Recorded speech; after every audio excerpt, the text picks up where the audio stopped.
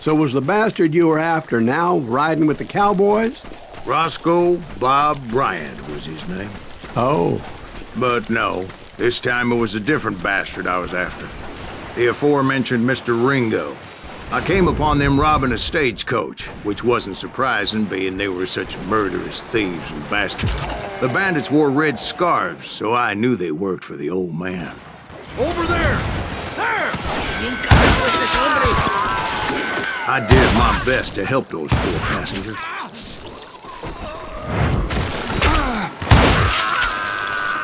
Moments later, the attackers were dead, and I checked the stagecoach to see how many passengers were still breathing. None. It was then I wondered if the rocks weren't hiding more bandits. Was that all of them? Or did I just hit the rear guard? I quickly got my answer. They attacked from on high like Apaches often did.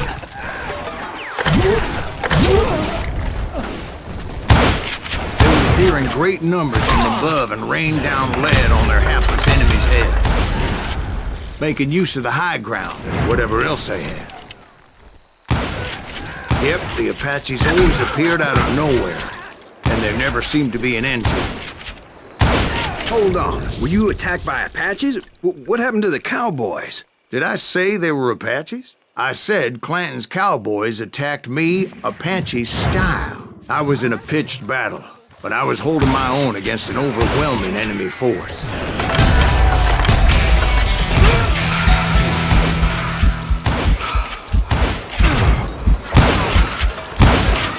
See, at the time, I was still pretty green and would often blunder into regrettable situations. But I just kept shooting at anything I could see up in those damn rocks. I didn't see Ringo, but I knew he was with the cowboys. He and Roscoe Bob had done me a dreadful wrong, and I was determined to have my revenge. But to get to Ringo, I knew I'd have to fight my way past these other assholes first. Unfortunately, I was running out of ammo. Another perfect example of my relative inexperience as a hunter of men. I immediately knew that a tactical retreat was called for, as my vengeful fury was much less impressive without the bullets to back it up.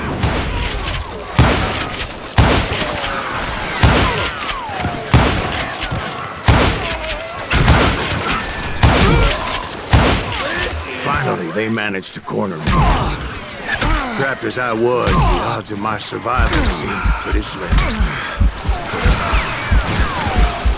Luckily, serendipity was on my side as I suddenly spotted a way out of my predicament.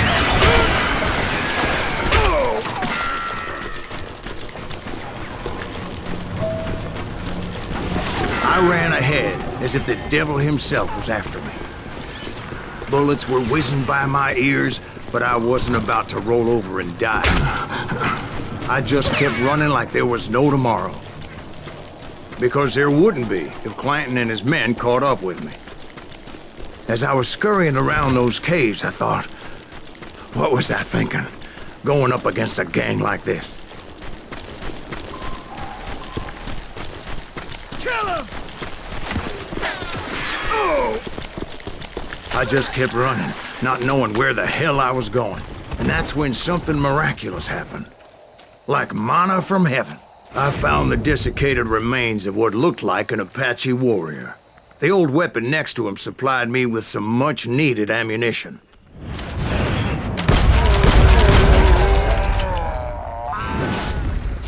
Bat Masterson once told me it was more important to be lucky than good, and he would know. And imagine my surprise when I found a fistful of dynamite to go along with that ammo. That stroke of good fortune evened the odds and bolstered my confidence. It was time to turn the tables.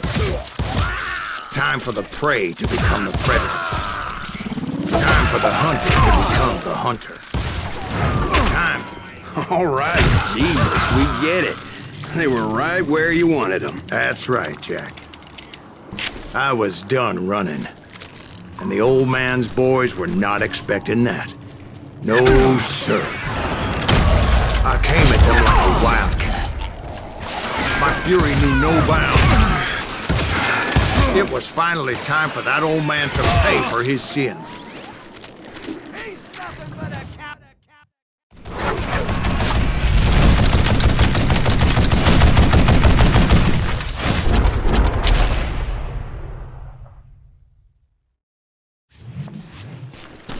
I yelled out at the top of my lungs, "Clanton, I'm coming for you!" A little stealth might have made more sense, to be perfectly honest. Because that old fool had a Gatling gun and enough bullets to last him till kingdom come. But I knew I could not let that deter me. Not if I was to find and kill Ringo. I needed to get that old man off that gun.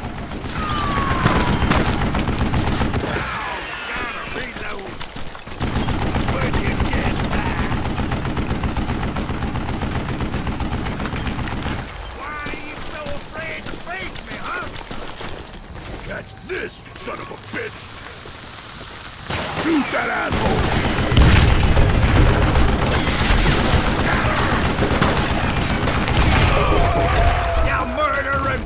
Most everyone thought it was the Ruales who had come up against him in Guadalupe Canyon, but it was just me.